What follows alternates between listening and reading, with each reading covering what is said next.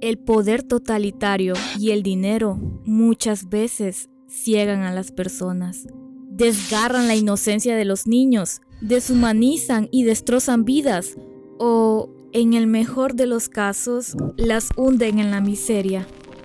Sin embargo, el problema no solo radica en los gobiernos corruptos, sino también en las élites que financian empresas y proyectos bélicos para obtener más ganancias a costa de la sangre derramada de otros. En este sistema, son los más pobres quienes cargan con las consecuencias, mientras una minoría disfruta de los beneficios. La sociedad parece condenada a vivir dividida entre quienes sufren y quienes prosperan gracias a ese sufrimiento. En las guerras no solo se truncan vidas, también se impone el peso de una pérdida que nunca deja de doler. Las personas enfrentan traumas que marcan generaciones, resultado de la ausencia de familiares, amigos y seres queridos. Estas heridas invisibles, como el estrés postraumático y otros efectos psicológicos duraderos, se convierten en cicatrices que no se ven, pero que dejan huellas imborrables. Mientras pintaba, mi mente no podía escapar del pensamiento de las vidas truncadas por las guerras. Vidas nobles, llenas de sueños y esperanzas. Personas comunes, con hogares llenos de amor, con ideales que los impulsan, con metas que desean alcanzar, pero que, en un instante cruel e inesperado, ven cómo todo les es arrebatado.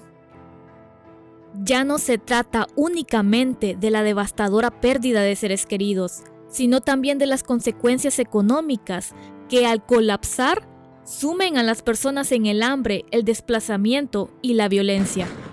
Todo por el egoísmo de quienes buscan dominar, priorizando el poder y el dinero, sin importar el sufrimiento de las personas que conforman sus naciones. Actúan como si el Estado fuera el único dueño, ignorando por completo a quienes verdaderamente lo sostienen. Y así, terminan padeciendo el yugo impuesto por aquellos que solo buscaban satisfacer su propio hedonismo. Imagina a un niño entre los escombros de una guerra que no entiende y a la que es sometido en contra de su voluntad. Con la mirada caída, sus ojos parecen buscar respuestas en lo profundo de su ser. ¿Cuánto dolor es necesario para que el mundo escuche? ¿Cuántos fragmentos rotos deben unirse antes de que podamos llamarnos verdaderamente humanos?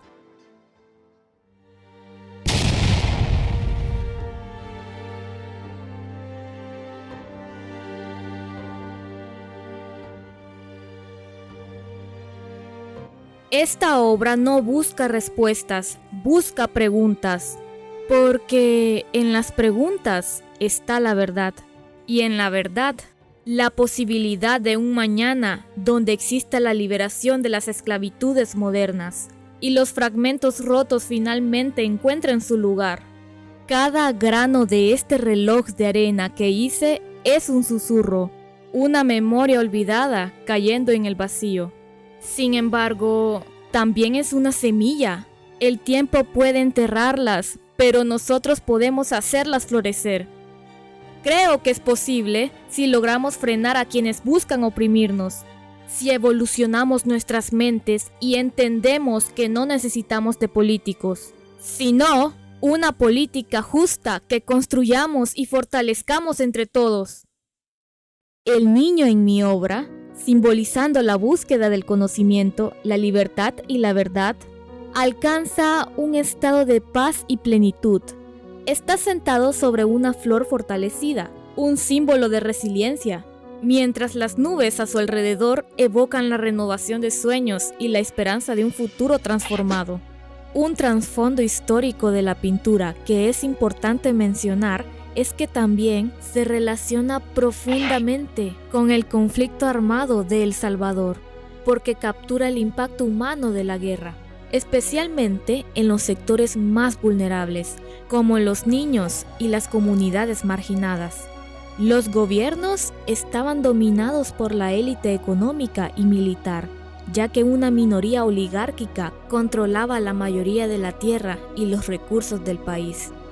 Por ello, la bandera con el mensaje sobre las élites señala cómo durante el conflicto hubo intereses políticos y económicos que se beneficiaron del sufrimiento de la población. Una realidad que marcó demasiado a las víctimas. En conjunto, mi obra es un recordatorio de la importancia de la memoria histórica y la justicia para evitar repetir los errores del pasado y para construir un futuro más equitativo y humano. La violencia extrema no distingue entre clases sociales ni nacionalidades. En una guerra civil, cualquier individuo puede convertirse en víctima, ya sea por encontrarse en el lugar equivocado, por sus ideales políticos o por pertenecer a un grupo social particular. No obstante, es innegable que, aunque el sufrimiento se extendió a todos los sectores de la sociedad, los pobres y marginados soportaron las consecuencias más devastadoras de la guerra. Su vulnerabilidad, combinada con la falta de recursos para escapar o protegerse, los convirtió en las principales víctimas de esta tragedia.